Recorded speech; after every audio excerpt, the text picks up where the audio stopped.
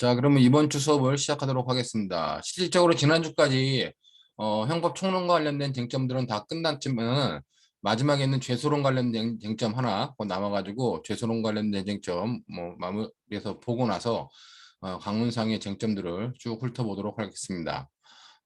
관련돼 가지고 지금 그 여러분들 강의 교환 보시면은 강의 교환 209페이지에 죄수론과 경합론이 나오는데 여러분들이 죄수론과 경합론에 관련된 얘기들은 그냥 뭐 기본적인 상식적으로 좀 이해하면 될 것 같은데 여러분들이 자꾸 헷갈리는 것 중에 하나가 우리가 죄수론과 경합론을 그냥 우리가 기존 교과서에서 죄수론이다 이렇게 설명을 해요. 그러고 나니까 이게 죄수론이 범죄론이자 범죄 체계론이다 이렇게 설명을 한다는 겁니다. 범죄론이자 형벌론이다 혼합되어 있는 부분이다 얘기를 하는데 실제로는 이게 죄수론이라고 하지만 실제로는 죄수론이 아니라 정확하게 보면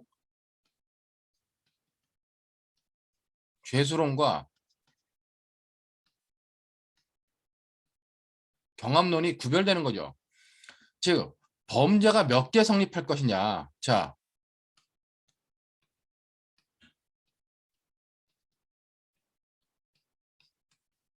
몇 개의 범죄가 성립할 것이냐 하는 문제가 우리가 죄수론이에요. 그렇기 때문에 여기 관련돼 가지고는 일죄냐, 즉 하나의 범죄가 성립하냐 아니면 수죄가 성립하느냐를 나누는 거죠. 그렇기 때문에 관련돼 가지고 어떤 사람이 범죄 행위를 했는데 그것이 하룻밤에 편의점에서 세 번의 절도를 했을 때 그걸 세 개의 절도로 파악할 것이냐 아니면 하나의 절도로 파악할 것이냐 그런 기준을 잡는 게 바로 죄수론의 영역이라는 겁니다. 그때 기준을 구성 요건을 기준으로 할 것이냐 아니면 행위를 기준으로 할 것이냐와 관련돼 가지고는 법에 규정된 바가 없어 가지고 판례가 여러 가지 종류를 나누는데 시중에 나와 있는 교재들 보면은 그 죄수를 정하는 기준 표준과 관련돼 가지고 기본적으로 판례는 구성요건 표준설이에요. 그러니까 구성요건 표준설인데 경우에 따라 가지고 뭐 행위를 기준으로 한다 하는 것들을 나눠놓기도 하는데 실제로는 판례는 대부분 다 구성요건 표준설에 의한다. 그리고 범죄가 여러 가지인 것 같지만 실제로 포괄 일자가 되는 부분, 뭐 그런 포괄 일자가 되는 부분들이 어떤 것들인지 그런 것들을 파악하는 것은 이제 일제 부분에 파악하고 자 그런 부분에 대해서 이제 만약에 죄수론에서 범죄가 하나다 그럼 하나로 끝나는 겁니다. 그다음에 이제 범죄가 여러 개 성립했다. 그럼 이 여러 간의 성립 문제된 애들, 여러 가지 성립된 애들을 어떻게 처리할 것이냐? 어떻게 처리? 아니면 어떻게 처벌할 것이냐? 하는 문제가 경합론의 문제라는 얘기예요. 그렇기 때문에 여기는 범죄가 성립하냐 안 성립하냐 문제이기 때문에 얘네들을 뭐라 그런다? 얘네들은 우리가 얘네는 범죄론의 영역이라고 보는 겁니다. 범죄론의 영역으로 보는 거고 여긴 범죄가 여러 개 성립했는데 여러 개 성립하는 애들 사이에 처벌을 어떻게 할 것이냐 하기 때문에 처벌 문제이기 때문에 우리가 이거는 형벌론의 영역이다 얘기를 하는 거예요. 그렇기 때문에 죄수론은 범죄론과 형벌론의 가교 역할을 한다. 범죄론과 형벌론의 중간자에 위치하고 있다. 이렇게 판단하지만 실제로 정확히 나누면 몇 개가 범죄가 성립하는지 죄수론은 범죄론이고 그렇게 성립한 여러 개의 범죄들 중에서 어떻게 처리할 것인가 하는 문제가 형벌론에 관련된 문제라는 겁니다. 자, 그러면 이게 수재가 성립했을 때 범죄가 여러 개 성립했을 때 그럼 여러 개 성립한 범죄들이 몇 개의 행위를 했느냐 행위가 몇 개인가를 가지고 기준이 이걸 행위가 몇 개인가를 가지고 행위가 하나였다. 즉, 아이고,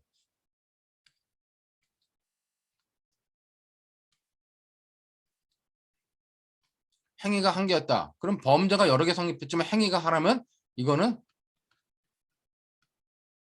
상상적 경합이다. 라고 판단한 거고 행위가 여러 개였다. 한 개가 아니라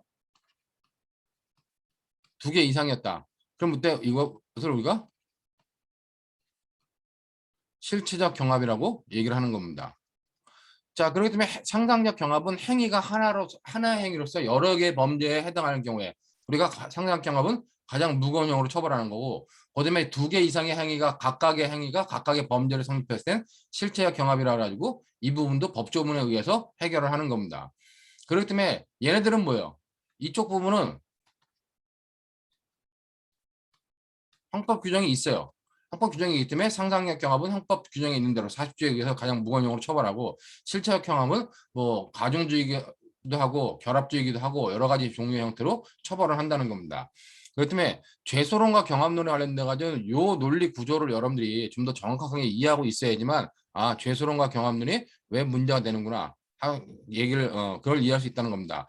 죄소론 하지만 큰 의미에서 죄소론은 죄소론과 경합론이 섞여 있는 부분이고 바로 이렇게 세분해 보면 이 죄수론은 범죄론의 입장, 경합론은 형벌론의 문제다. 그렇게 여러분들이 이해하면 될 것 같아요. 자, 이것이 이제 죄수론에 있어서 기본적인 문제인데 이와 관련돼 가지고 이제 문제되는 것 중에 하나가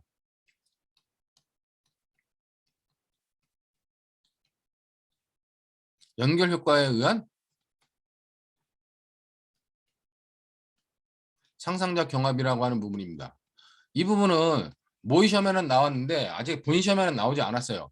근데 최근에 이제 연결 효과에 의한 상상력 경합이 제가 판단한 바로는 교통사고와 관련돼 가지고 충분히 나올 수 있는 부분이기 때문에 여러분들이 이제는 준비를 해놔야 된다는 겁니다. 자, 연결 효과에 의한 상상력 경합이라고 하는 건 뭐냐면 기본적으로 A란 범죄와 B란 범죄가 생겼다.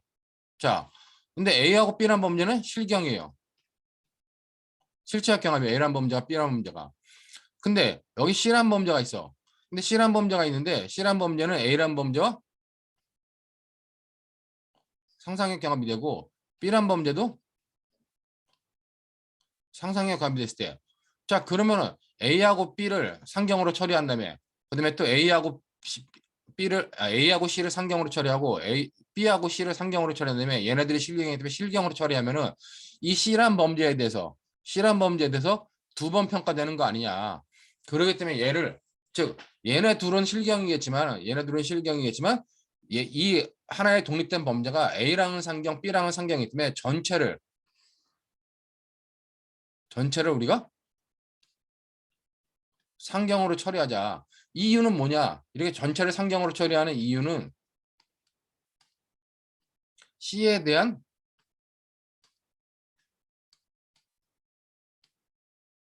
이중평가를 방지하기 위해서 이렇게 한다는 겁니다.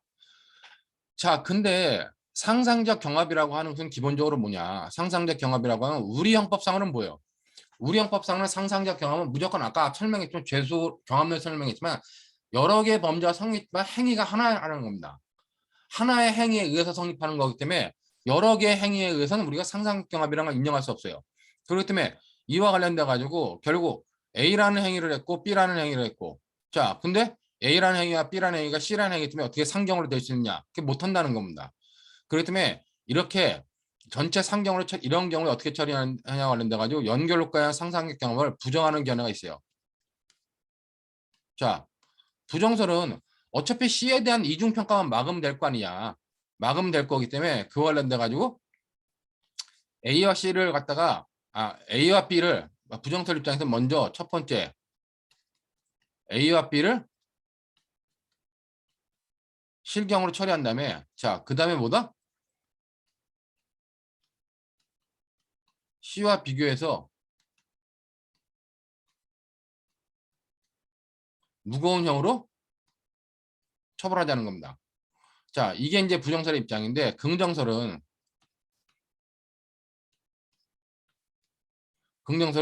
이와 관련돼 가지고 어차피 C에 대한 이중평가를 방지해야 되기 때문에 C에 대한 이중평가가 안 되려면 전체를 상경으로 처리하자 하는 것이 긍정설의 입장이에요. 학설들은 이렇게 나눠지는데 우리 판례는 뭐라 그러냐. 우리 판례는 판례 자체는 뭐냐. 판례가 긍정설을 취한다고 말은 할 수 없어요. 왜냐면 명시적으로 연결 효과에 의한 상상적 경험을 우리가 이론적으로는 우리가 인정하기가 힘들다는 겁니다. 왜냐면 독일 같은 경우는 상상적 경합에 관련돼 가지고 행위가 하나일 필요는 없는데 우리는 행위가 반드시 하나여야 되기 때문에 이 긍정설을 취하기는 판례가 명확하게 긍정설을 취한다고 하기는 애매하지만 판례는 효과 면에서 뭐요? 효과 면에서 긍정설과 똑같이 그냥 전체를 상상적 경합으로 처리하고 있는 것이 현재 우리 판례의 입장이다. 그렇게 여러분들이 이해하면 될 것 같습니다. 그렇기 때문에 교과서에 나오는 것 중에 우리가 여러분들 그 강의 교환 보면은 뭐 209페이지에 판례와 관련된 내용 근데 판례를 보면은 자 허위 공문서 작성을 하고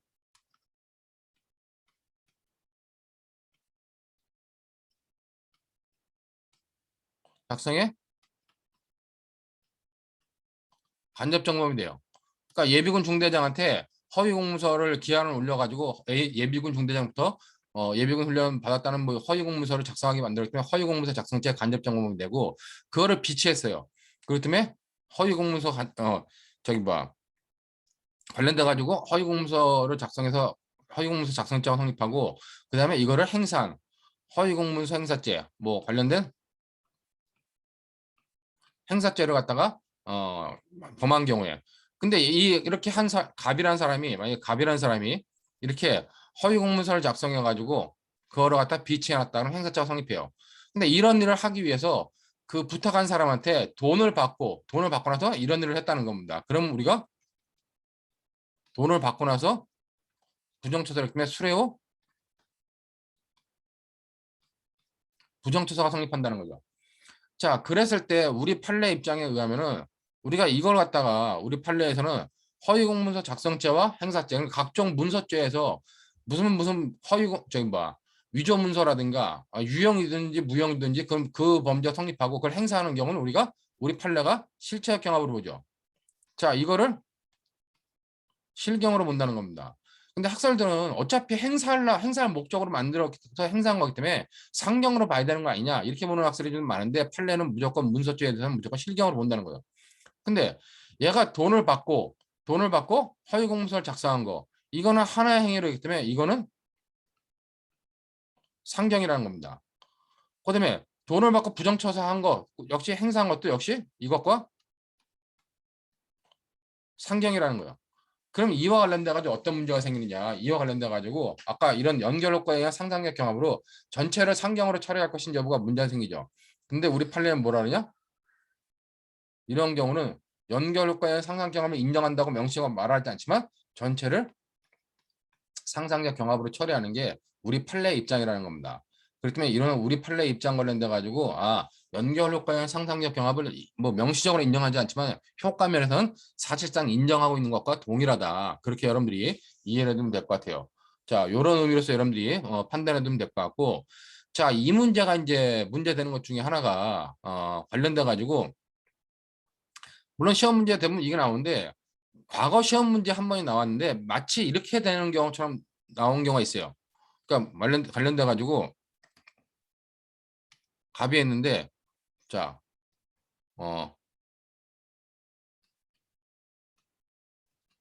공문서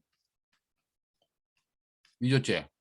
그다음에 공문서 위조하고 위조 공문서 행사죄. 그다음에 공문서를 위조한 게 돈을 받고 한 거기 때문에 수뢰 후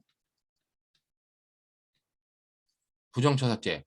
자, 갑이 이런 행위를 했습니다. 만약에 이런 행위를 했는데 자, 그러면 공문서 위조죄랑 행사죄는 상경이고 실경이고 얘는 상경이기 때문에 전체를 연결 효과의 상상력 때문에 봐야 되는 거 아니냐 이렇게 볼 수 있는데 이런 것들에 나오는 것 중에 문제의 함정 중에 하나가 뭐냐면은 자, 이 행사죄가 성립하지 않는 경우가 있다는 겁니다. 성립하지 않는 경우는 연결 효과에 의한 상상 경합을 인정하면 안 되죠. 그냥 공문서 위조죄와 수뢰 후 부정처사죄는 얘네 둘만 상경이다 이렇게 처리하면 돼요. 그러면 여러분들이 공문서 위조죄와 관련돼 가지고 위조 공문서 행사죄가 성립하지 않는 경우가 뭐냐 이런 경우는 바로 자 위조된 공문서를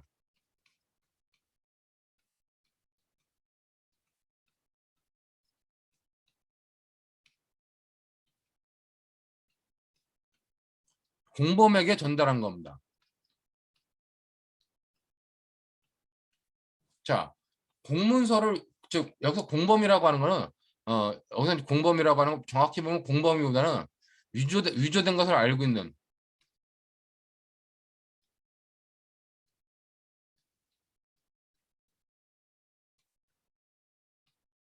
공범에게 전달한 경우 이런 경우는 행사죄가 성립하지 않아요.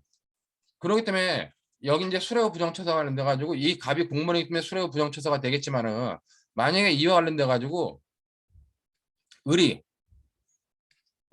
얘한테 부탁한 거야.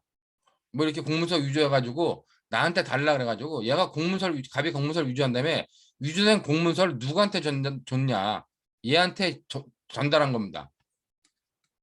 얘한테 을한테 전달한 경우 그런 경우는 행사자가 되지 않는다는 겁니다. 그렇기 때문에 그때는 얘네 둘만 상경으로 처리하면 돼요. 요번 변호사 모의시험 3학년 본 모의시험 6월달 모의시험인가? 6월 1차 모의시험에 2문에서 이 문제가 나왔는데 이걸 해설자가 채점 기준표에 전달을 갖다가 공문서 위조해놓고 위조를 갖다가 그 사정을 알고 있는 공범에게 전달했음에도 불구하고 행사자가 성립해가지고 이 전체를 연결효과 있는 상상객관으로 처리한다 이렇게 해설을 달았는데 잘못된 해설입니다. 그렇기 때문에 관련돼 가지고 1차 이번에 6월 모의시험은 참 출제자가 너무 좀 이렇게 빈약해가지고 그렇게 출제를 했다라고 판단이 돼요. 근데 관련돼 가지고 그런 경우는 결국 여러분들이 공문서 위조하고 위조 공문서 생사체 배웠겠지만은 위조된 공문서를 공범에게 위조된 사실을 알고 있는 공범에게 전달하는 경우는 행사자가 성립하지 않기 때문에 이런 식으로 여러분들이 처리하면 된다는 겁니다. 뭐 이와 관련돼 가지고 연결관 상상 경험은 이 정도와 관련된 케이스를 보면 될 것 같고 그 다음에 이제 관련돼 가지고 나오는 케이스 중에 하나가 자 갑이 이거는 아직 시험에 안 나왔는데 이주원 교수님의 특별형법 책에 나와 있는 케이스예요. 그렇기 때문에 이것도 여러분들이 좀 알아둘 필요가 있는 게 자 갑이 운전자입니다. 갑이 운전자인데 얘가 운전을 하다가 사람을 다치게 하는 대인 사고를 내고 그 다음에 자동차를 손괴하는 대물 사고를 냈어요. 그러니까 자동차를 운전하다가 다른 자동차를 받아가지고 자동차 안에 있는 사람을 다치게 하고 자동차도 손괴한 다음에 그런 다음에 얘가 이렇게 대인 사고와 대물 사고를 동시에 내놓고 이런 사고 후에 도주한 경우입니다. 그러니까 대물 사고와 대인 사고가 동시에 났으면서 도주를 해버린 거예요. 그러면 대인 사고 부분에 관련돼 가지고 나오는 업무상 과실치상 이에 따른 원래 교특법 위반. 자, 업무상 과실치상죄는 실제로 사고 안 하면 교특법 위반으로 처벌을 하죠. 자, 근데 얘네들이 실제로 이렇게 사고를 낸다면 어떻게 해요? 사고를 내면 도로교통법에 사고 조치 의무를 해야 되는데 사고 조치를 안 하고 도주했기 때문에 사고 미조치죄가 성립한다는 겁니다. 그 다음에 역시 사고 미신고죄도 성립하겠죠. 근데 얘가 이런 사고를 내놓고 사람을 구호 조치를 안 하고 도주했기 때문에 결국 얘한테 갑한테 성립하는 대인 사고 관련돼 가지고 뭐다?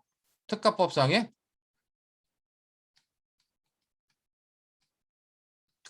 도주 차량 치상죄가 성립돼요.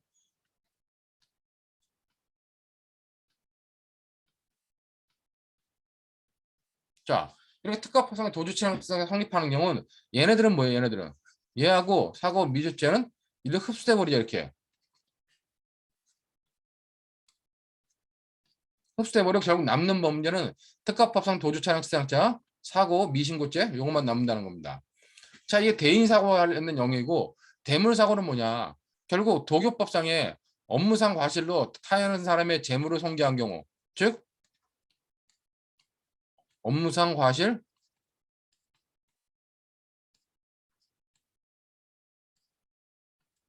재물 손괴죄가 성립합니다. 자, 그 다음에 이제 사고 미조치. 그럼 여기서 이제 사고는 대물 사고 후 이제 뭐 손괴후라고 규정이야. 이걸 위아래 구분하려고 똑같은 법조문이면 대물 사고 손괴 후 미조치죄가 성립해요. 자, 그 다음에 손괴 후 미신고죄도 성립합니다. 자, 그럼 여기서 얘가 도주한 경우 관련돼 가지고는 대물사고 관련돼 가지고 특가법에 적용 대상이 아니기 때문에 업무상 과실 재물 손괴. 그다음에 얘 얘가 성립하는데 여기서 업무상 과실 재물 손괴하고 손괴 후 미조치 얘네는 뭐요? 얘네는 실체적 경합이라는 겁니다.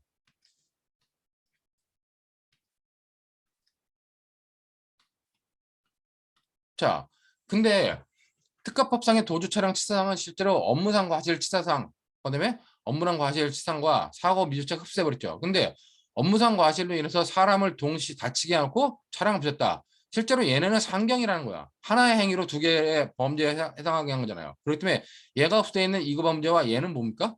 얘는 상경으로 처리해야 된다는 겁니다.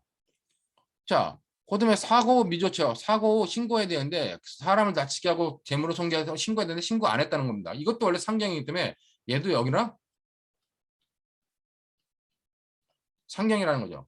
물론 판례 중에 보면은 옛날 91년도 판례인가 92년도 판례인가 특가법상의 도주 차량 치상하고 업무상 과실 재물 손괴가 실경이다 이렇게 보면 판례 하나 있긴 해요. 근데 판례의 일반적인 입장은 이런 경우에 상경으로 봐야 된다는 겁니다. 학살의 입장은. 자, 그러면 이 경우에 얘네들을 어떻게 처리할 것이냐. 즉, 이 범죄랑 물론 얘네하고 다 이건 실경이에요. 그냥. 그렇기 때문에 이 범죄랑 이 범죄를 어떻게 처리해야 될 것이냐 했을 때 결국 이주원 교수님의 이제 그 특별형 법칙에서는 이건 연결 효과의 상상 경험을 인정하기 때문에 판례가 어떻게 본다? 전체를 상경으로 처리한다라고 본다는 겁니다. 그렇기 때문에 이 부분 케이스도 이거는 교통사고 사례와 대인사고, 대물사고를 다 이해하고 있느냐 하고 이제 연결 효과의 상상 효과까지 충분히 물어볼 수 있는 문제이기 때문에 이런 문제들도 여러분이 미리 대비할 필요가 있다고 판단이 됩니다. 그렇기 때문에 이런 문제까지 여러분들이 정리하면은 아마 연결 효과에 의한 상상력 경합 관련된 나오는 부분들은 뭐 충분히 다 판단할 수 있으리라고 봐요. 자, 그렇기 때문에 뭐 제소론에 나왔던 문제들 보면은 기본적으로 뭐 강의 교환에 나오는 건 뭐 연결효과 부정론, 인정론, 판례는 뭐 전체를 상상 경험을 처리해 가지고 보고 있다 이렇게 보는데 아직 변호사 시험에 출제한 적이 없습니다. 근데 모의 시험에는 14년도 모의 시험에 나왔던 거 보면 연결효과의 상상적 경험이라 가지고 여기 보는 것처럼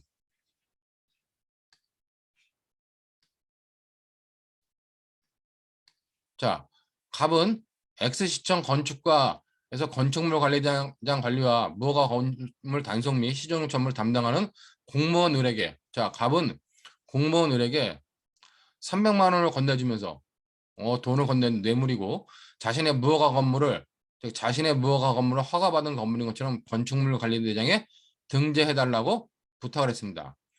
자, 결국 얘는 이제 수뢰죄, 증례죄죠. 300만 원 건네면서 대가성 있는 300만 원에서 부탁을 해가지고 증례죄가 되는데 이 돈을 받은 을이 어떻게 했냐?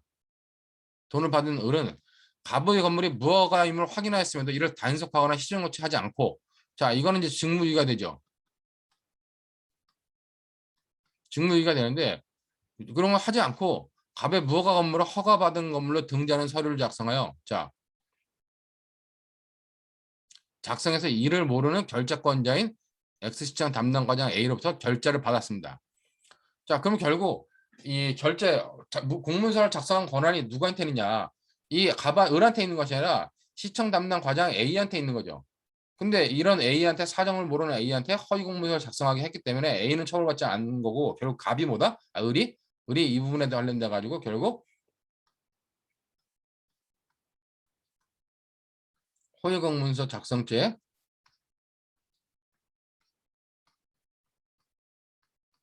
간접 정범이 되는 겁니다.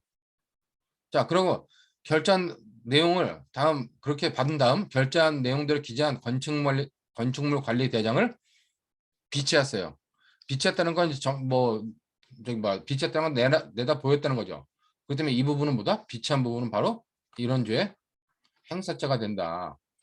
근데 직무유기는 기본적으로 직무유기죄는 따로 성립하지 않죠. 관련돼 가지고 이 직무유기는 얘가 이런 행위를 한 게 결국 이 전체 갑한테 이런 부탁을 받고 이런 행위 전체를 한 거. 자, 이런 행위를 전체를 한 거보다 을이 전체 행위를 한 거는 개별 범죄로서 직무유기 허위공문서 작성죄 간접정범 행사죄가 되겠지만 얘가 결국 돈을 받고 나서 받은 다음에 이런 부정한 일을 했기 때문에 바로 이 부분은 수뢰 후에 나쁜 일이란 부정처사가 된다는 겁니다. 그렇기 때문에 이런 부분에 관련돼 가지고 결국 우리가 어떻게 결론을 맺을 것이냐 하는 문제가 이 문제의 핵심이었어요. 자, 그렇기 때문에 관련돼 가지고 보면은 여기 보는 것처럼 쟁점을 여러분들이 보시면 되고 자, 허위 공문서 작성죄 간접 정범이 되냐 관련돼 가지고 허위 공문서는 작성 권한이 있는 뭐 허위 공문서 작성죄 간접 정범이 되려면 최소한 공무원이라고 되지 일반인은 안 된다는 거죠.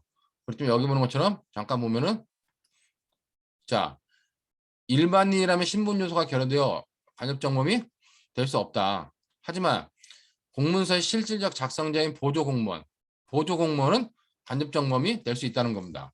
그렇기 때문에 얘는 허위 공문서 작성자의 간접 정범이 되고 자 행사라고 하는 것은 제시, 교부, 송부, 비치, 열람 등으로 상대방의 문서를 인식할 수 있는 상태에 두면 돼요.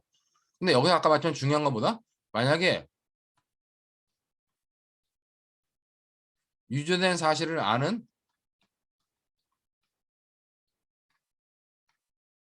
공범에게 전달하면 이건 뭐다? 이거는 행사가 아니다. 이런 점을 여러분 정확히 이해하면 될 것 같고 그 다음에 이제 직무유기죄 관련돼 가지고 결국 직무유기죄는 성립하냐고 했을 때 밑에 보는 것처럼 자 기본적으로 이건 직무유기에 해당하긴 한데 자 이거는 별도로 성립하지 않는다는 거죠. 자 허위공문서 작성죄 및 동행사죄만 성립하고 직무유기죄는 별도로 성립하지 흡수된다 일로. 그렇기 때문에 직무유기죄는 성립하지만 흡수돼 버린다 이렇게 정리하면 될 것 같고 수뢰후 부정처사죄는 당연히 성립해요. 근데 이제 중요한 거는 이와 관련돼 가지고 이 죄수 및 소결을 어떻게 해결할 것이냐 하는 문제인데 결국 학설에 의하면은 부정하면서 이중평가를 피하기 위하여 실체적 경합 관계에 있는 두 개의 범죄에 대해 먼저 형을 가중한 후에 이들 범죄와 상상력 경합 관계에 있는 제3의 범죄와 비교할 중한형으로 처벌한다. 하는 것이 부정설인데 이 전체를 위한 연결효과의 상상 경합을 인정하듯이 연결효과의 상상 경합을 인정하는 견해도 있습니다. 근데 판론은 뭐냐? 판례는 명시적으로 인정하지 않으나 인정한 경우와 동일한 결론을 내리고 있다. 그래서 판례는 사실상 인정하고 있는 것과 동일하다. 그렇게 정리를 해가지고 전체를 상경으로 처리하면 된다는 겁니다. 자, 요게 이제 기본적인 시험 문제였기 때문에 이런 정도 문제들을 여러분들이 좀 받으면 될 것 같습니다. 아까 봤던 문제, 제가 이제 행사체가 성립하지 않는 경우는 아마 2019년도 문제인가요? 19년도 문제인지 20년도 문제인지 문제 그뭐 1차 문제 있었는데 그건 저 뒤에 나올 때 한번 나오게 되면 보도록 하겠습니다. 그런 의미에서 여러분들이 이런 경우에는 기본적으로 범죄가 성립하지 않는 이제 뭐 연결효과에는 상상경합이 인정될 수 있는 것 같지만 실제로 성립하지 않는구나라고 하는 부분까지 좀 체크를 해둬야 될 필요가 있다고 판단이 됩니다. 자, 이 정도로 해가지고 연결효과의 상상의 경합까지 마치도록 하고 여기까지 해가지고 우리가 총론상의 문제들을 다 마치도록 하겠습니다. 자, 그러면 이제 우리가 형법 강론으로 넘어가서 먼저 살인죄. 뭐 살인죄에 대해서는 뭐 따로 볼 게 없죠. 특별하게 살인죄 관련돼 가지고 여러분들이 보면 뭐 특별하게 보면 살인죄 구성 요건을 보면 보통 살인죄가 기본 구성 요건으로 있고 250조 1항 그다음에 존속 살해죄 이것이 가중되는 경우고 근데 영아 살해나 촉탁 승낙 살인죄는 책임에 뭐 책임이 감경돼 가지고 감경 처벌을 하는 거다. 뭐 요 정도의 내용. 그다음에 자살 교사 방조죄라는 위계 유리견 살인죄가 독자적으로 있다. 그러면 될 것 같고 최근에 들어가 가지고 특가법상에 보복 목적 살인이라든가 보복 목적 폭행, 보복 목적 상해 이런 부분이 있어요. 자, 보복 목적 살인죄가 있다는 거. 여기서 보복 목적이라는 거는 어떤 형사 소추와 관련된 뭐 고소를 하거나 신고를 했거나 증인으로 나온다거나 이런 것에 대한 보복으로 이제 보복 목적을 가지고 살인하는 경우는 일반 살인이 아니라 보복 목적 살인이 된다. 그다음에 요런 아마 작년 모의시험인가 3차 모의시험에 한번 나왔는데 보복 목적에 관련된 특가법상의 보복 목적에 관련된 범죄 행위들도 나왔기 때문에 이 경우에 보복 목적을 못 쓰면 어떻게 해요? 사람을 살인했는데 100점이 만약에 5점이야. 근데 보복 목적 살인인데 5점이면 그냥 살인했다 그러면 2점 내지 1점밖에 안 줘요. 그렇기 때문에 그런 의미에서 여러분들이 특별법에 관련된 쟁점까지도 잘 판단해야 된다라고 판단이 됩니다. 그다음에 이제 그럼 살인죄는 대부분 다 어디 나오냐? 살인죄는 개별적 구성 요건으로 잘 안 나오죠. 형법 총칙에 나와 있는 뭐 미수론이라든가 아니면 뭐 착오론이라든가 여러 가지 범죄들을 뭐 살인죄와 연결시켜서 나오기 때문에 살인죄가 독자적으로 나오지는 않는다는 겁니다. 자, 근데 이제 과거에 19년도 1회 3차 일문에 나왔던 것 중에서 학생들이 의외로 이건 물론 이미 설명했던 거예요. 정당방위에서 그 과잉방위 설명서 과잉방위에는 내포적 과잉방위와 내연적 과잉방위와 외포적 과잉방위가 있다. 그래가지고 그것이 연결되는 경우에 관련된 것을 이미 82페이지 설명했는데 여기 잘 보면은 여러분들이 여기 해당하는 구성요건이 뭐냐 그랬을 때 자, 병연은 뭐요? 양부 A와 모 정과 함께 살고 있었어요. 그러면 여기 A하고 지금 정은 뭐예요? 정은 부부관계죠. 그리고 여기에 병녀가 있는데 병녀는 뭐예요? 법률상 자녀라는 겁니다. 자, 그리고 이 A하고 정은 뭐예요? 얘네들의 이 병의 법률상 부모예요. 물론 여기는 친부모겠죠, 정은. 그리고 이 A는 양부모라는 겁니다. 하지만 기본적으로 뭐다? 기본적으로 같이 살고 있다는 거죠. 같이 사는 건 중요하지 않기 때문에 법률상 여기 면 양부라고 하는 것은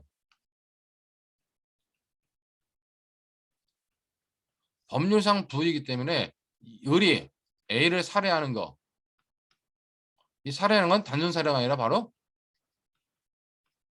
존속 살해가 된다. 이거를 당연한 얘기인데 의외로 학생들이 가족법을 하면서 양부를 갖다가 이렇게 쓰니까 양부를 갖다가 그냥 뭐 의부다보지 이 정도로 생각해버리고 그냥 존속 살해가 아닌 것으로 판단하는 경우가 꽤 있었습니다. 그 당시에. 그렇기 때문에 여러분들이 이렇게 양부라고 나오면은 당연히 존속이구나. 살해면 존속 살해가 되는구나 하는 의미로 여러분들이 이해하면 될 것 같아요. 근데 뭐 크게 중요한 건 아니지만 그런 것들 놓치지 말라고 뭐 다시 한번 설명했던 거고. 자, 상해와 폭행죄는 기본적으로 여기 보면은 상해와 폭행죄는 기본적으로 상해죄, 상해죄를 기본 구성권을 하고 그다음에 폭행죄를 기본 구성권을 하는데 기본적으로 존속인 경우는 가중처벌을 한다. 그다음에 상해죄에 대해서는 중상해죄가 있죠. 이 중상해죄에서 중자는 생명에 대한 위험 발생이죠.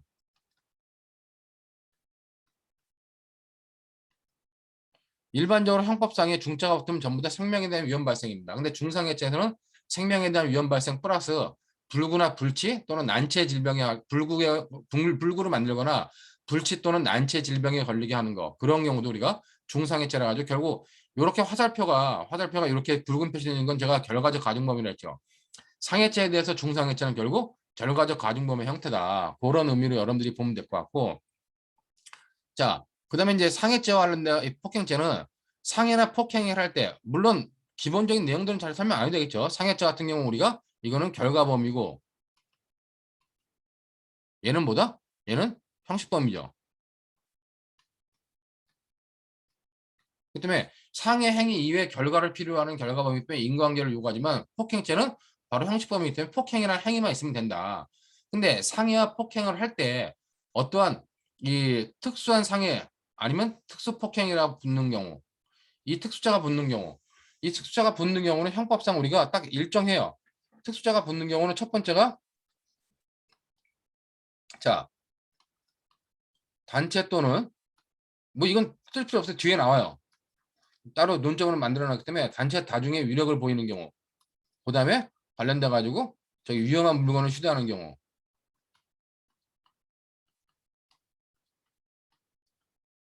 그 다음에 관련돼 가지고 두 번째가 합동범위죠. 근데 여기서 말하는 건 뭐다? 지금 요 조문에서 말하는 건 특수상해죄 특수폭행죄는 이것만을 말하는 거다.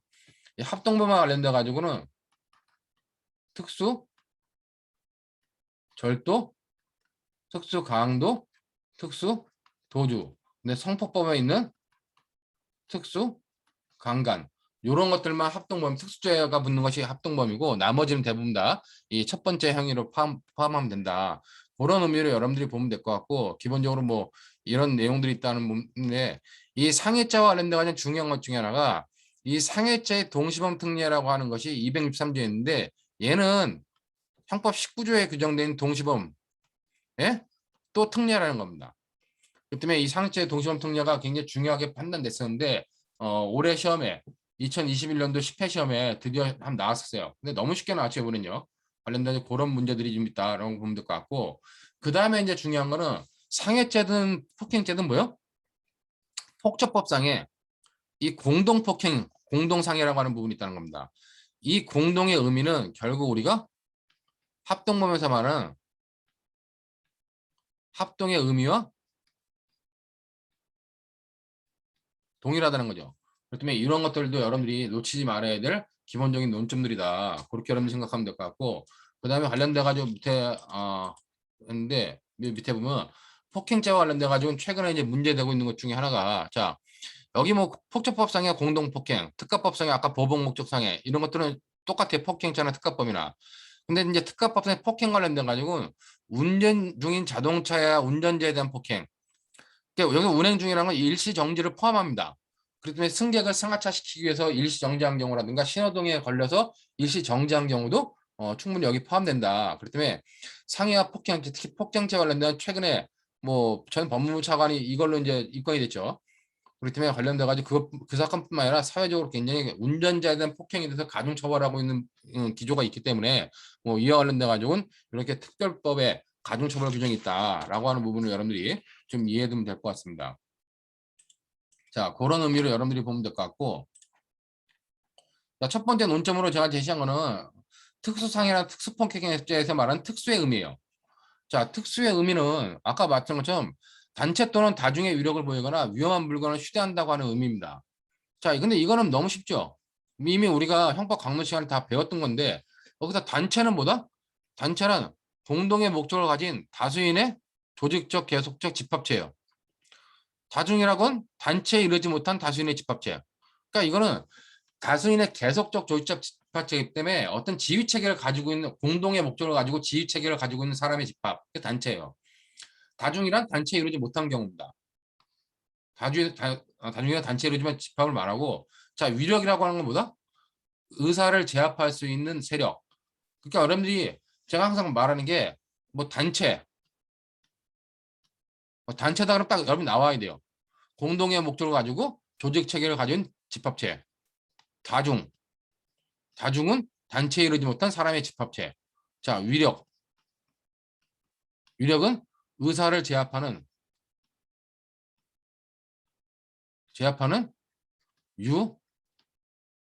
무형의 힘이다. 자, 위계는 뭐다? 위계는 오착불, 오인, 착각, 부지를 이용하는 거. 자, 이런 개념은 그냥 이제부터 외우고 있어야 된다는 겁니다. 2학년 이렇게 되면. 그래서 단체 의미, 다중의 의미, 위력의 의미, 위계의 의미 딱딱 알고 이 의미는 어떤 범죄나 다 똑같아요. 위력, 의사를 제압하는 유무형의 힘이다. 위계, 오착불을 이용하는 거다. 다 똑같기 때문에 이거는 그냥 여러분들이 관련돼 가지고 다 이해하고 있으면 된다는 겁니다. 단지 여기서 이제 위력을 보인다 할 때 위력은 상대방의 의사를 제압하는 힘인데 이거를 상대방한테 꼭 보여줘야 되냐? 그런 보여줄 필요 단체 또는 다중이 존재하느냐 관련돼 가지고 단체 또는 다중이 존재하는가에 대해서는 구별할 필요가 없다. 그럼 저기 뭐야 보여줄 필요는 없다. 현장에 없어도 된다는 겁니다. 그런 의미면 됐고 그다음에 이제 위험한 물건이라는 개념도 여러분들이 좀 알아둬야겠다. 위험한 물건은 객관적 성질 또는 용법에 따라 아니면 사용 방법에 따라 이걸 갖다가 객관적 성질, 사용 방법 아니면 객관적 성질 아니면 용법에 따라 생명 신체에 해를 끼치는데 사용할 수 있는 일체의 물건을 말해요. 자, 그렇기 때문에 관련돼 가지고 이런 물건들을 위험한 물건이라 하는데 이런 위험한 물건에 대해서는 여러분들이 우리가 지금까지 시험에 나왔던 것들은 깨진 유리병, 그다음에 전자 충격기, 전기 충격기, 몽둥이, 그다음에 무슨 뭐 객관 시험에는 당구공, 당구 큐대, 자동차 다 포함한다는 겁니다. 자, 근데 이제 일부 교재에서 뭐 당구공이라든가 당구 큐대를 사용했는데 위험한 물건이 아니라고 판단했다 그러는데 그거는 뭐 제가 각 시간에 얘기했지만은 그런 경우는 기본적으로 그런 당구공이나 당구 큐대를 이용해 가지고 폭행을 한 게 아니죠. 당구공 가지고 상대방의 머리를 민 거야. 당구 큐대를 가지고 상대방의 배를 갖다가 툭툭 미는 겁니다. 너 조심하라고. 그다음에 자동차도 이제 당연히 위험한 물건인데 자동차는 사용 방법에 따라 가지고 사람 생명 신체에 대해 위험을 가할 수 있기 때문에 당연히 위험한 물건입니다. 근데 그 자동차를 도망가려는 자동차의 앞을 들이막아가지고 막는 경우는 위험한 물건을 사용한 폭행이라 보지 않았기 때문에 그런 경우는 성립하지 않는다는 겁니다. 그렇기 때문에 이거는 케이스 바이 케이스로 봐야 되는데 딱 어떤 거는 위험한 물건, 어떤 거는 위험한 물건이 아니다. 이렇게 판단할 수 없다는 겁니다. 그렇기 때문에 그런 의미로서 여러분들이 위험한 물건의 개념은 객관식 대비해서라도 뭐 딱딱 여러분들 정리하고 주관식 대비해서는 용법에 관련돼 가니까 성질과 용법에 따라 생명 신체에 위험을 줄 수 있는 물건 이라고 먼저 정리해놓고 사안에서 깨진 유리병은 위험한 물건에 해당함. 사안에서 뭐 칼은 위험한 물건에 해당함. 이렇게 여러분들이 정리를 해야 된다는 겁니다. 그다음에 이제 여기서 휴대한다 그랬는데 휴대라고 하는 것은 우리가 소지뿐만 아니라 널리 이용한다는 의미다. 지금 이용한다는 의미로 파악하는 것이 판례 입장이다. 그런 의미로 여러분들이 파악해 두면 될 것 같습니다. 그렇기 때문에 관련돼 가지고 휴대라고 하는 건 손에 쥐는 거, 이게 쥐고 있는 것뿐만 아니라 물건을 내 주변에 두고 이용하는 것도 휴대의 의미로 파악한다. 그렇게 여러분들이 봐두면 될 것 같아요. 최근에 좀 특이한 시험 문제가 났었는데 모의 시험에 일자 드라이버, 일자 도라이버라 그래야 돼, 일자 드라이버라 그래야 되는지 하여튼 뭐 일자 드라이버는 뭐요? 어? 일반 드라이버는 위험한 물건이 아니라고 그랬어요. 그러니까 대법원 판례가 그런 게 하나 나온 겁니다. 그렇게 특이한 판례가 있으니까 그걸 시험 문제였는데 뭐 그거는 위험한 물건이 아니라고 봤는데 판례가 그렇게 봤으니까 그렇게 봤지만 실제로는 그것을 어떻게 사용하느냐에 따라 가지고 위험한 물건이냐 아니냐 판단할 수 밖에 없는 거죠. 여러분들이 일제, 일본산 일자 드라이버, 이거는 일본산 일제 드라이버를 갖다가 건네주고 열심히 살아라 하는 거는 교사범에서 절도로 교사한 거다. 구체적 범죄, 절도로 교사한 것이라는 걸 이미 봤죠. 근데 최근에 판례가 아니라 뭐 몇 년 전 판례에 일자 드라이버를 가지고 이제 뭐 상해를 한 경우와 폭행한 경우가 된다. 일자 드라이버는 단순히 일자 드라이버는 어떤 가공을 가지 않았다면 위험 물건이 아니라고 봐요. 근데 내가 볼 때는 일자 드라이버를 찌르면 어떡할 거야? 예? 일자 드라이버라고 뭐 배를 찌르거나 등 같은 데 찌르면 뭐 푹푹 들어가죠. 일자 드라이버는. 근데 위험 물건이 알아봤기 때문에 그런 판례도 있었다는 정도만 여러분들이 보면 될 것 같고 뭐 요 정도의 의미들은 여러분들이 받으면 될 것 같아요. 근데 중요한 거는 이 특수자가 붙을 때 일반적인 특수의 의미는 이런 의미다. 근데 그럼 이런 의미는 뭐예요? 이런 특수자가 붙는 거는 바로 특수상해 특수폭행뿐만 아니라 다른 범죄도 다 동일하다는 겁니다. 그렇기 때문에 여러분 밑에 보는 것처럼 다른 범죄와 관계를 가지고 특수공무방해죄. 자, 특수공무방해죄에서도 역시 단체 또는 다중의 위력을 보이거나 위험한 물건을 휴대하는 경우 여기 똑같다는 겁니다. 그렇기 때문에 그런 의미로서 여러분들이 특수자가 붙는 의미를 보면 될 것 같고 오늘 아침에 이제 모의시험 본 거, 3월 모의시험 본, 아니 10월 모의시험 본 거 강평을 했는데 자, 여러분들이 이제 헷갈리지 말라. 나중에 공무집행방해죄에서 한번 다시 한번 설명하겠지만은 우리가 형법상 이건 다른 논점인데 공무집행 방해죄가 있어요. 공무집행 방해죄의 행위 태양은 폭행, 협박, 위계만 있고 위력은 없죠. 그러니까 폭행이나 협박으로 아니면 위계로서 공무집행을 방해하면 공무집행 방해죄가 성립하는 겁니다. 자, 폭행을 했는데 사람이 다쳤어. 공무집행 중에 공무원이 다쳤습니다. 자, 그러면은 공무집행 방해 치상죄가 성립해요? 이런 범죄 구성 요건은 없죠. 공무집행 방해죄는 그냥 공무집행 방해죄만 있지 공무집행 방해 행위로 인해서 사람을 다치게 했다. 폭행 가지고 사람을 다치게 했으면 어떻게 해요? 그거는 공무집행 방해죄 이외에 폭행치상죄가 성립하는 겁니다. 두 개는 상경으로 처리하겠죠. 하나의 행위로 두 개를 했기 때문에. 자, 그렇게 처리하는 것이 공무집행 방해치상죄라는 건 없다는 거예요. 근데 우리가 특수공무방해죄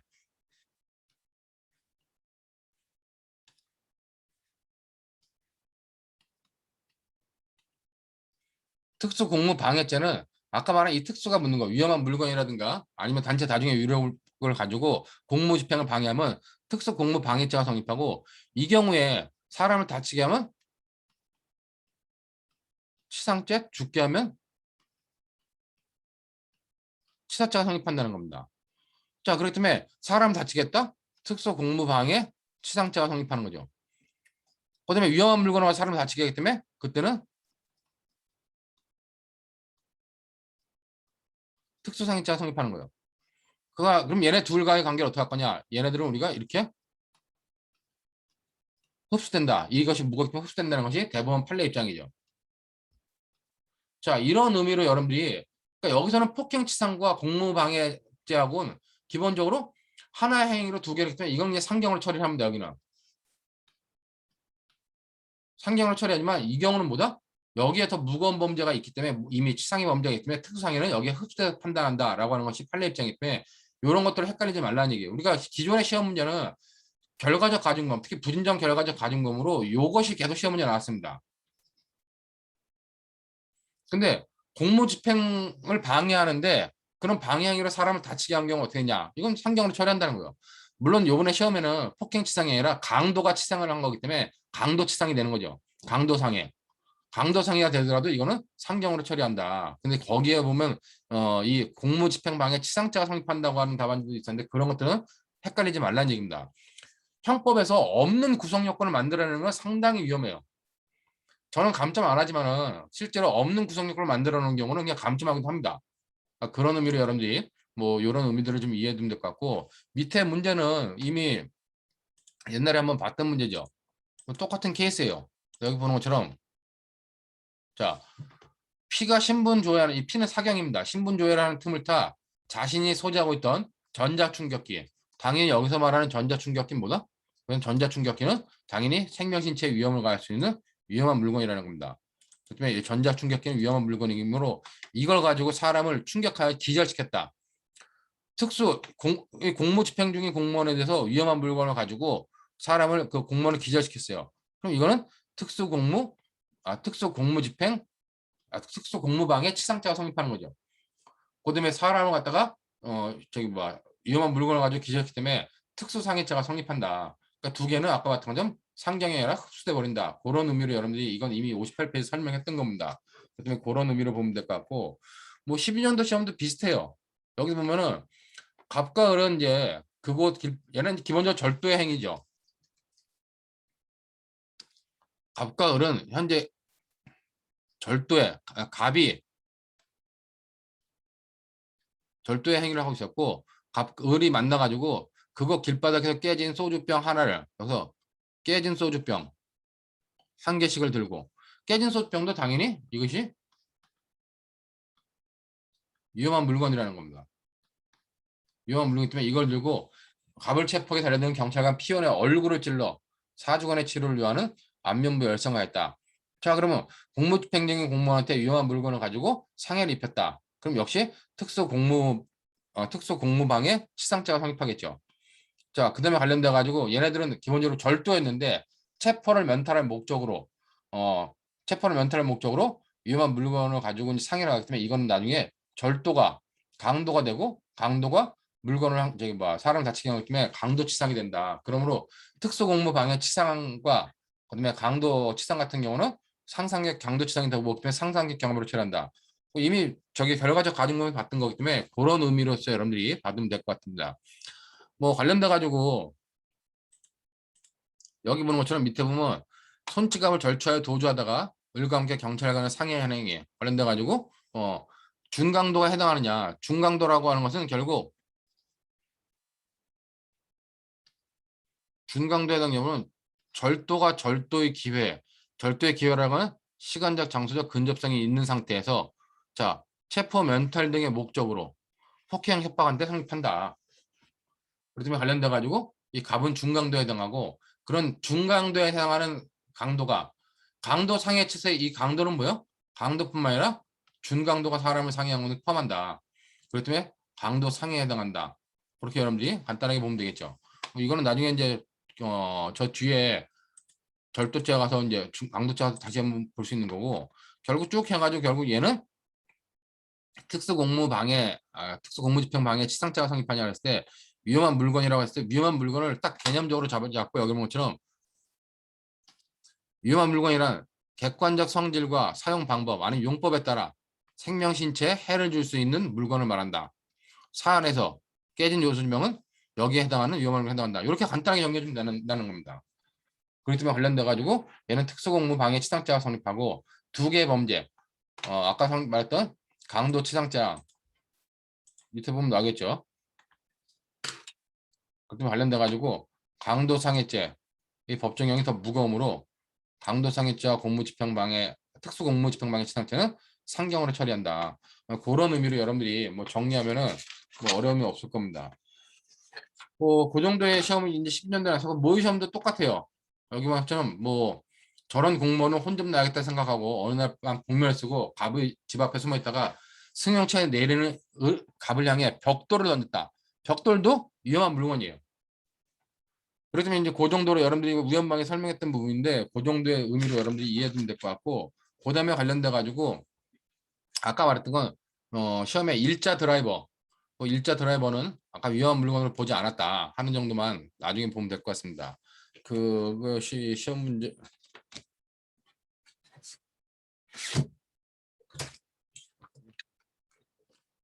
2020년도 3차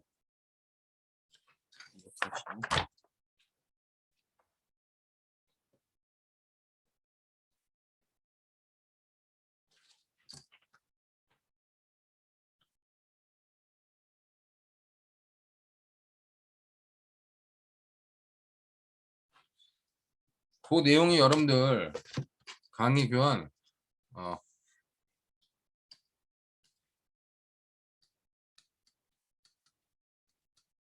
일반적 드라이버,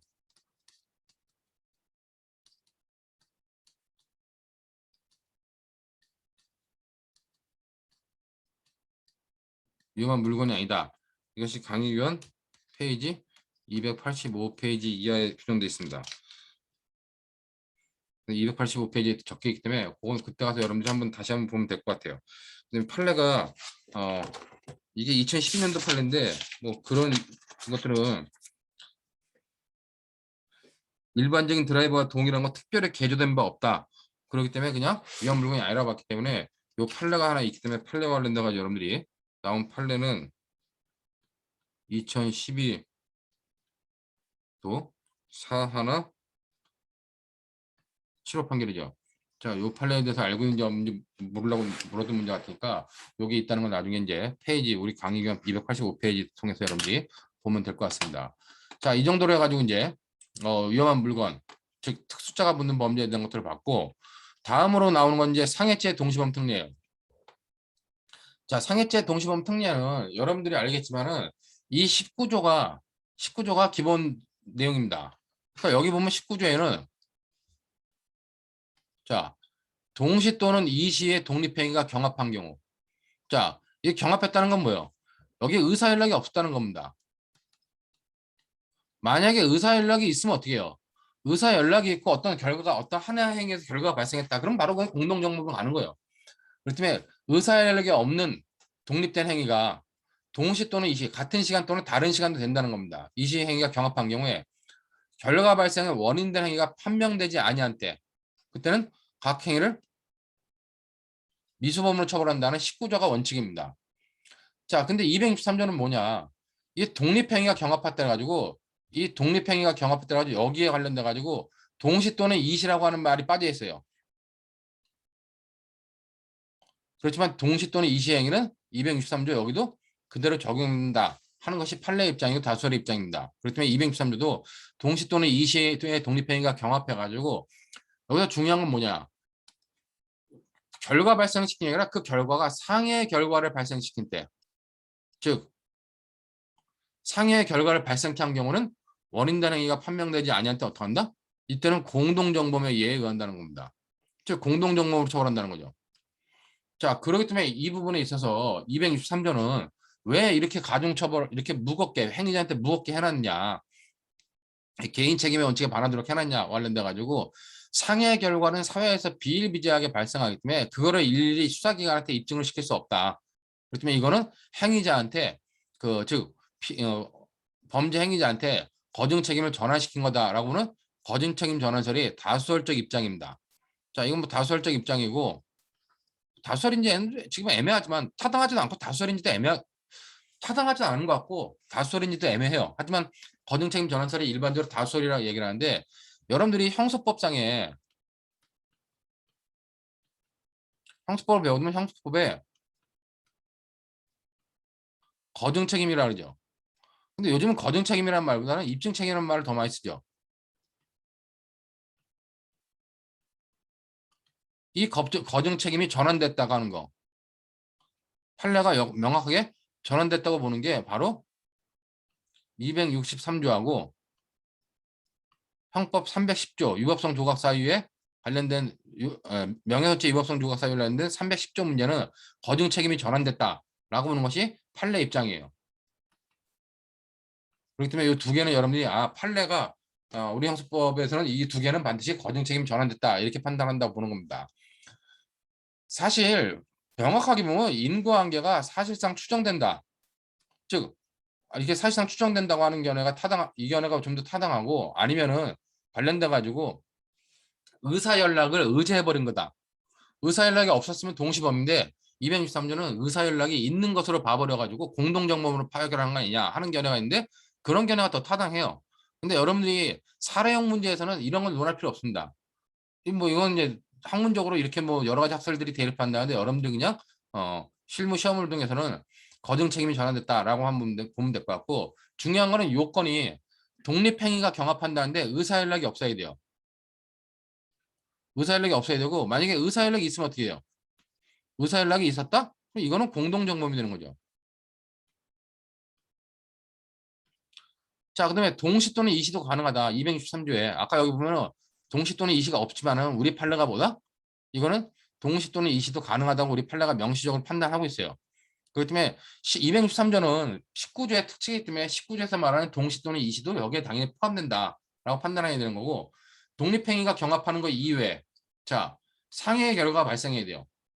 근데 원인된 행위가 불판명된다. 그러면 상해 행위가 발생한다 그랬을 때 상해 결과 발생할 때 상해 결과만을 말할 것이냐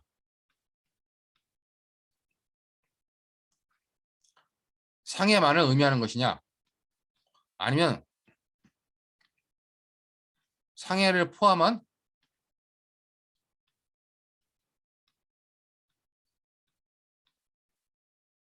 무거운 결과도 포함시킬 것이냐 하는 데 가지고 다수의 학설은 이렇게 봅니다.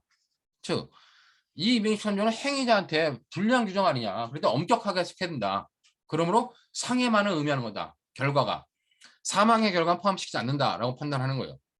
이에 대해서 이제 우리 판례는 상해의 경우도 상해죄 동시범죄가 적용되는데 상해를 포함한 더 무거운 결과. 여기서 무거운 결과는 뭐겠습니까? 사망이죠. 당연히 사망에도 포함시켜야 된다라고 판단하는 게 우리 판례의 입장이라는 겁니다. 제가 때문에 이 부분 관련돼 가지고 요 밑에 강의원 보시면 밑에 근데 적용 범위 관련돼 가지고 자 상해죄하고 폭행치사죄 이거는 상해의 결과 그다음에 폭행치상의 결과이기 때문에 당연히 적용된다. 이것이 판례 학설의 입장이에요. 여기에 대해서는 아무 문제가 없다는 겁니다.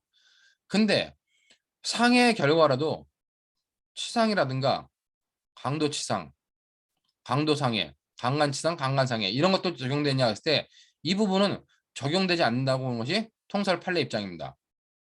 왜냐면은 얘네는 기본적으로 강간범죄고 강도범죄이기 때문에 이거는 상해죄라고 하는 신체에 대한 유해를 가하는 상해와 관련되어 있는 부분이 아니다. 그렇기 때문에 보호법이 달리하기 때문에 이 경우는 상해죄 동시범특례가 적용되지 않는다는 거예요. 다툼 있는 경우 뭐냐? 다툼 있는 경우에 폭행치사 사망의 결과가 발생한 경우 그다음에 상해치사 상해 결과를 넘어서 사망의 결과가 발생시킨 경우 이 경우 어떨 것이냐에 대해서 적용된다.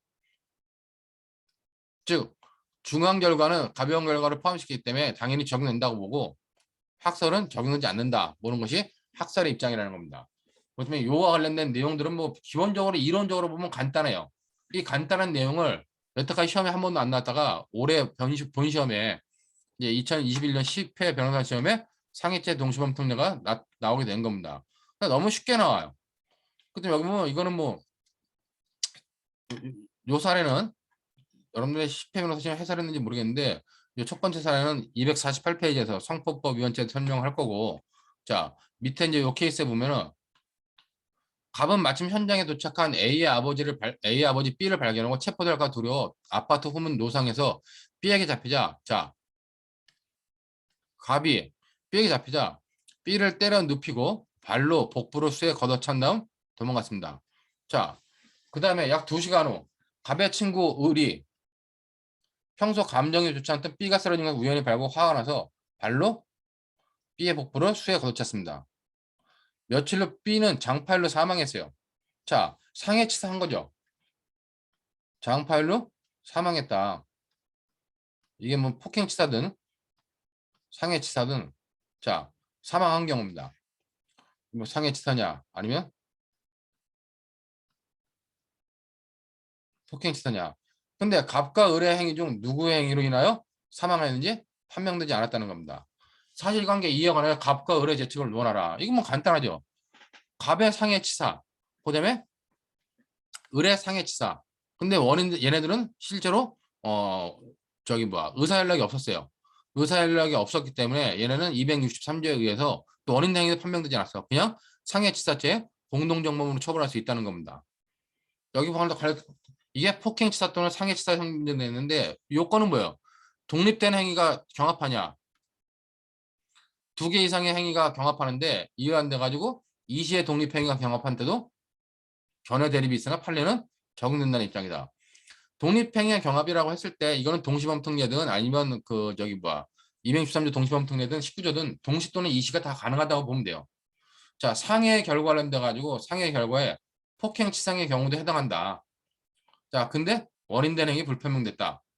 근데 관련돼 가지고 뒷페이지 보시면 그럼 여기 이제 중요한 건 이거죠. 폭행치사나 상해치사죄에 대해서 동시범특례가 적용될 수 있겠냐 관련돼 가지고 학설은 263조가 긍정하는 견해, 부정하는 견해인데 부정하는 견해가 거의 절대 다수설입니다. 근데 판례 입장에서는 인정된다. 그렇기 때문에 갑과 을은 폭행치사나 상해치사죄 공동정범이 성립한다라고 보는 것이 기본적인 판례 입장이다. 근데 판례 입장에 따라 결론을 맺으면 뭐 쉬운 문제였습니다. 자, 이런 문제에 비해서 이제 16년도 모의 시험에는 조금 다르게 나와요. 16년도 모의 시험에 오히려 이런 시험으로 나왔었으면 더 어렵죠. 이건 뭐냐? 여기는 행위를 자 실제로 기술된 건 이렇게 기술돼 있었는데 잘 읽어보면 퇴근하는 갑에게 노숙자 B가 다가와 이놈아 내 시계를 내놔라 하며 시비를 걸어나 화가 난 갑이 어떻게 해요? 갑이 주먹으로 B의 얼굴을 수차례 때렸고 B는 쓰러져 있다가 병원으로 후송됐습니다. 근데 나중에 어떡하냐? 이 병원에 후송된 B는 중상해를 입은 사실이 발견됐어요. 자, 근데 얘 행위가 세 번째 행위야. 실제는 B는 갑을 만나기 30분 전에 을한테 뭐요? 을한테 둔기로 머리를 얻어맞고 쓰러진 후에 차고 있던 시계를 강탈당했습니다. 자, 이게 첫 번째 행위예요. 자, 그러면 얘가 근데 강탈당했는데 원인된 행위가 밝혀지지 않았어. 그럼 얘는 기본적으로 뭐다? 이거는 강도치상이라든가 아니면 강도 상해가 되는 거죠. 첫 번째 행위는 강도상해고 근데 그로부터 또 20분 후에는 지나가던 을한테 병한테 이게 두 번째 행위야. 병에게는 어떠냐? 도둑놈아 내 시계 내놔라고 10일부터 역시 심하게 얻어맞았습니다. 자, 이 도둑놈아 내 시계 내놔라 하면 10일 붙었다가 역시 심하게 얻어맞았다. 얘는 폭행을 한 거죠. 근데 폭행을 했는데 기본적으로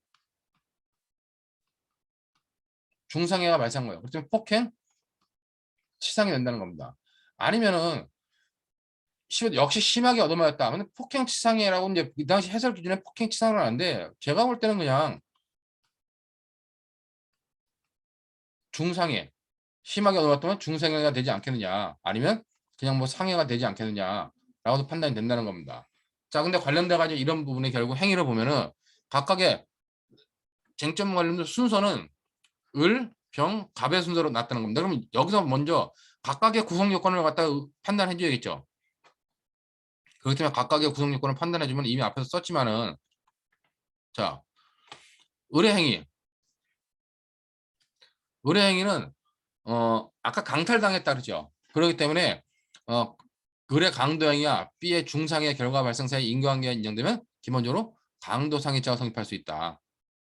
현재 인과관계는 판단되지 않았지만 강도상해죄가 판단될 수 있다는 겁니다. 인과관계가 판단되지 않아가지고 공동정범으로 보면은 그냥 강도상해죄가 성립할 수 있다. 병의 행위. 얘는 병이 B를 폭행하였고 B를 폭행하였고 병의 폭행과 B의 중상해 결과세 인과관계가 인정되면 얘는 폭행 치상죄가 될 수 있다. 중상에 의해서 처벌된 폭행치상이 될 수 있다는데 제가 볼 때는 그냥 이거는 그냥 상해죄가 되기도 충분하다는 겁니다. 그다음에 이제 갑은 뭐요? 갑은 그냥 관련돼 가지고 여기 중상해죄가 성립할 수 있다. 10분 후에 갑이 얼굴을 수차례 때렸는데 수차례 가게가 단수면 상해의 미필적 고의가 인정된다고 보아야 되고 따라서 갑의 상해행위와 B의 중상해 사망까지 인정되면 중상죄 성립할 수 있다. 그렇기 때문에 얘도 관련돼 가지고 폭행치상 얘는 그냥 10분 후에 얼굴을 수차례 때렸는데 얘는 중상해가 인정되고 여기는 얘가 뭐 관련돼 가지고 엄청나게 때렸는데 얘는 폭행치상이 되냐? 그래서 제가 볼 때는 폭행치상이나 아니라 폭행치상죄가 아니라 중상해죄라든가 이런 것을 보는 것이 더 타당하지 않냐. 그럼 얘네들에 관련돼 가지고 이제 그럼 상해죄 동시범 특례가 적용될 수 있겠느냐는 걸 봐야 된다는 겁니다. 근데 상해죄 동시범 특례가 적용될 수 없다는 거죠. 근데 요 당시에 이제 문제가 뭐냐면 갑의 행위는 뭐예요? 을의 행위는 강도상해죄. 얘는 폭행치상이나 아니면 중상해, 여긴 중상해라는 겁니다. 근데 강도상해죄는 뭐예요? 얘는 동시범 특례가 적용되지 않는 영역이잖아, 이건요. 그렇기 때문에 전체에 대해서 동시범 특례가 적용되지 않기 때문에 각각의 행위에 미수범으로 처벌할 수밖에 없다. 그럼 얘는 중상해죄 관련돼 가지고 미수범 중상해는 이미 결과적 가중범위 때 미수범이 없으므로 그냥 중상해로 판단하고 얘는 강도상해 미수를 판단할 수도 있는데 요것과 다르게 이제 해설을 합니다. 밑에 보는 것처럼 형법 263조 적용 여부를 가지고 요 요건들을 설명할 때 의사 연락이 없는 2개 이상의 독립행위가 경합할 것, 상해의 결과가 발생할 것, 원인 등의 판명을 요건한다. 그다음 이제 시간 차이가 나는 이 시간의 행위. 여기 이제 길게 설명했지만 당연히 여기 보는 것처럼 형법 19조가 동시 또는 이시에 규정했고 263조 같은 경우도 같은 해석을 하는 것이 논리적으로 타당하다. 그렇기 때문에 이런 의미에서 동시뿐만 아니라 이시의 행위도 당연히 적용된다. 그렇기 때문에 기본적으로 상해죄 동시범 특례 규정이 적용될 수 있는 요건은 갖췄다는 겁니다. 요건은 갖췄으면은 그러면 동시범의 특례에서 해당할 수 있는 범죄에 해당하느냐는 다시 봐야 된다는 거예요. 여기 보는 것처럼 자 형법 223조 적용 범위면 상해죄나 폭행치산죄에 적용되는 문제는 분명해요. 근데 여기 보는 것처럼 방간치상죄라든가 아니면 강도상해죄 이런 데는 적용되냐? 이런 데는 적용되지 않는다고 봐야 된다는 겁니다. 왜? 보호법이 다르기 때문에. 263조는 행위자한테 불리한 규정이기 때문에 엄격하게 해석해야 되므로 상해 결과 발생했다고 다 263조를 적용하는 것이 아니라 상해 행위, 폭행치상과 관련된 행위 정도로만 판단해야 된다는 겁니다. 그렇기 때문에 아까 말한 것처럼 갑의 행위가 을의 행위가 강도치상이나 강도상해에 해당하기 때문에 그런 경우는 263조는 적용되지 않는다고 보아야 돼요. 그렇기 때문에 이거는 기본적으로 상해죄 동시범 특례가 적용될 것처럼 판단하지만 실제로는 적용되지 않는 케이스라는 겁니다. 자, 근데 이제 그러면 중요한 게 뭐냐? 그럼 각각 어떻게 처리해야 되냐는 겁니다. 자, 결국 263조 동시범 특례를 적용할 수 없다. 그러면은 갑을 병에 대해서 기본적으로 어, B의 중상의 원인 등에 판명되지 않았고 동시범 특례를 적용할 수 없다. 그럼 어떻게 돼요? 그냥 19조에 의하여 각자를 미수범으로 처벌해야 된다는 겁니다. 기수 책임을 밀 수 없다는 거예요. 그러면 먼저 을은 뭐예요? 을은 강도치상이나 강도상해죄 미수범이 성립한다. 즉 얘네들은 강도상해죄 기수가 아니기 때문에 강도상해죄 미수범이 처벌한다는 거죠. 자, 그다음에 갑의 행위는 뭐예요? 갑은 그냥 중상해에 관련돼 가지고 결국 일반 상해죄 미수범이 처벌한다. 성립한다. 자, 근데 얘의 행위는 뭐였어요? 병의 행위는. 병의 행위는 아까 우리가 이제 여기서 채점 차안에 제시한 거는 얘가 폭행으로 중상해에 때문에 폭행치상 중상해에 의한 폭행치상이라는 겁니다. 근데 얘 미수는 처벌할 수 없죠. 얘 미수는 인정할 수 없기 때문에 그냥 폭행죄가 성립한다라고 이렇게 판단한 겁니다. 이 당시에. 근데 중요한 거는 제가 아까 봤지만 얘기했지만 갑이 그렇게 때린 거를 상해죄로 보면서 그다음에 병이 그렇게 심하게 때린 거는 폭행죄로 보는 근거가 없다는 겁니다. 그렇기 때문에 얘도 그냥 상해죄의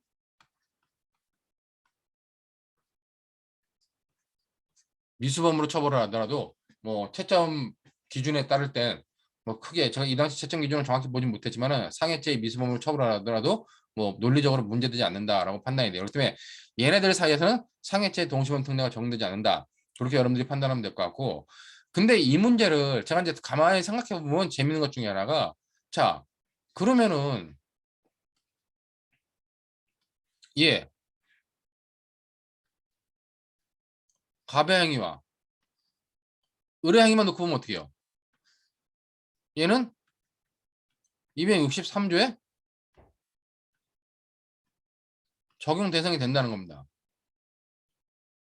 이제 이렇게 보면 그럼 이게 되면 여기 뭐예요? 얘네는 상해죄, 얘도 상해죄, 상해죄 공동정범으로 봐버리고 203조에서 얘는 뭐다?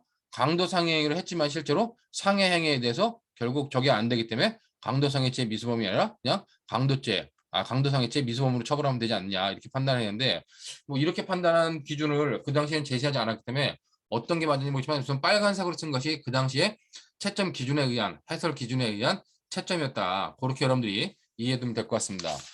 그렇기 때문에 뭐 상해죄 동시범 특례는 지금 모의 시험에 한 번 나왔고 본 시험에 한 번 나왔지만은 오히려 모의 시험에 나온 것이 좀 더 구체적이었고 약간 다툼의 여지가 있지만은 좀 더 이제 어려운 부분이었다. 근데 이런 부분을 실무 출신들이 시험 문제 내기는 너무 어려웠는지 이번에 본 시험에 나왔던 부분은 그냥 너무나 쉽게 상해죄 동시범 특례가 인정될 수 있게끔 그렇게 시험 문제를 구성했기 때문에 이번 시험 문제는 너무 쉬웠다. 그렇게 여러분들이 이해하면 될 것 같습니다. 자, 이렇게 가지고 기본적으로 상해죄 동시범 특례까지 마쳤고 여기까지 해가지고 뭐 1시간 15분 정도 흘렀으니까 잠시 쉬도록 하겠습니다.